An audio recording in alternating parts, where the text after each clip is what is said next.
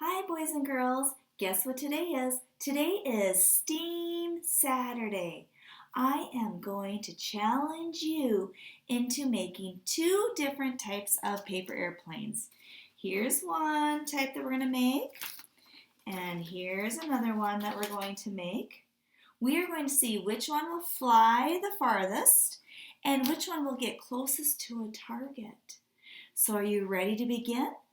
Make sure that you get parent permission before you use any of their supplies, which is just paper, or even if you go outside and fly these outside, make sure you ask for permission first. Here we go. Okay, boys and girls, the first one we're going to make is is a regular one. So the first thing you're going to do is get your paper and you're going to fold it in half. Some say hot dog style. I say vertical. Okay, and make sure that you're creasing the middle really well. Then you're going to take one corner, and you can pause this video as much as you like so that you can make it if I'm going too fast for you. Okay, so you take the corner into the middle and you crease it again, and you do that on both sides.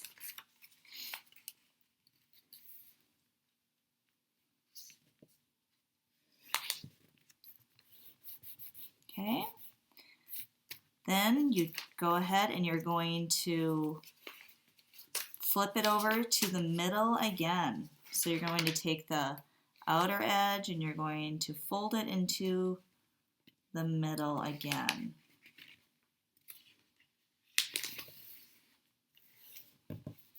And flip it over and do the same to the other side, making sure that you're creasing your folds really, really well.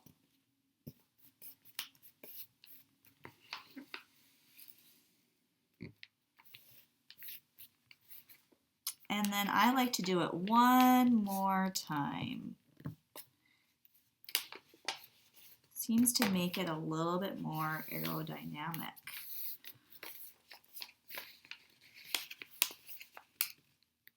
Which would be a good vocabulary word for you to look up. What does aerodynamic mean? Okay, so then this is what that looks like. So here's the first paper airplane. We have it nice and creased. I'm just going to make sure it's creased all again. Okay, so there's our first one.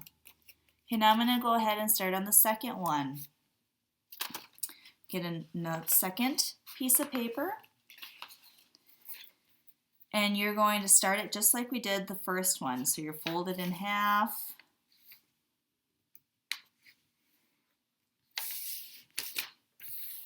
You're creasing it really well.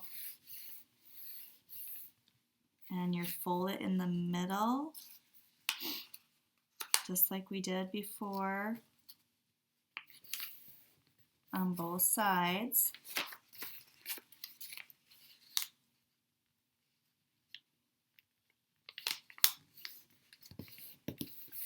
Okay, this is a different part.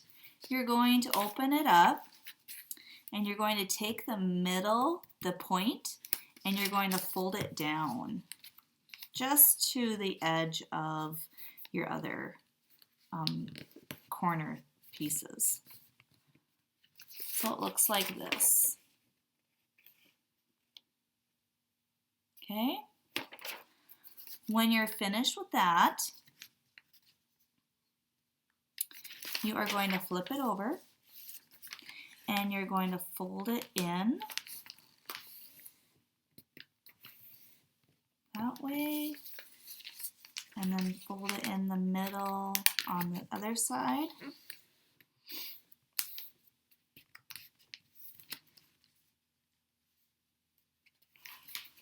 And then we're just going to keep on folding it into the middle on each side.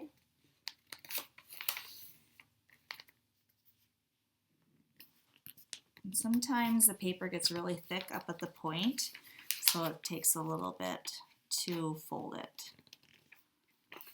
Fold it in. And we're going to fold it in half. So this is what you have so far. And then I went ahead and folded up the wings a little bit. Just bent the wings up a little bit.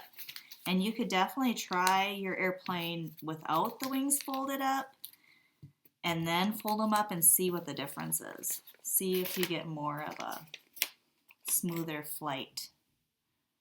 Okay, there we go. There's both of our airplanes. So let's go ahead and try these. Girls, I'm outside. I'm going to try to see how far these go. So let's see.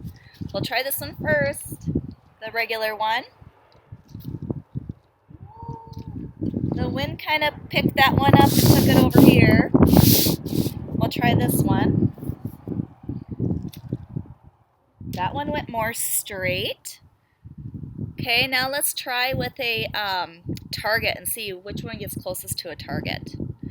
I brought a laundry basket out here just to try, so we'll set that up and go for it. Okay, we're going to try a target. So I set a laundry basket out here, but you could definitely use anything, a hula hoop. You could draw a target with some sidewalk chalk. You could have a box. You could use anything around, really, just as the target, just to see if it hits it or gets close. So let's see. Here's the regular one again. Oh, the wind definitely took that. Let's try this mini one. So the mini one, for me, definitely did further. So let's see what you guys end up doing. Yours might end up being something totally different, and some of you know how to make different types of airplanes, so I'd be curious to see what those look like. Post them on Facebook. To close things up, I wanted to explain some science behind the paper airplanes and airplanes in general.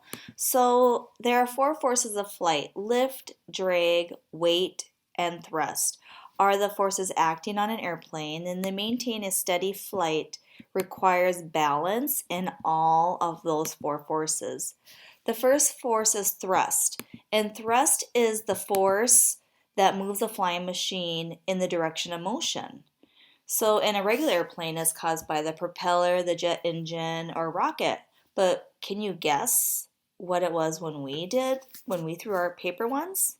If you guessed throwing it, yes, you're right. So that's the thrust. So if you want it to increase thrust, you throw harder. The second one is drag. It's the force that acts the opposite to the direction of motion. So it tends to slow down an object. So drag is usually caused by air pressure, which you saw out there when I was throwing in the wind was causing it to go in a different direction or go down.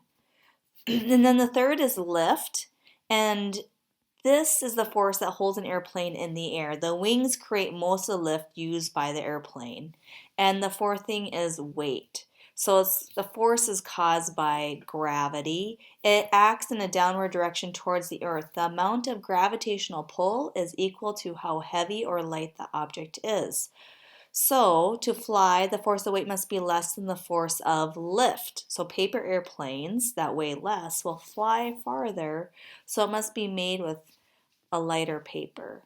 So I hope you enjoyed today's lesson on paper airplanes, and I can't wait to see some of your paper airplanes. Bye!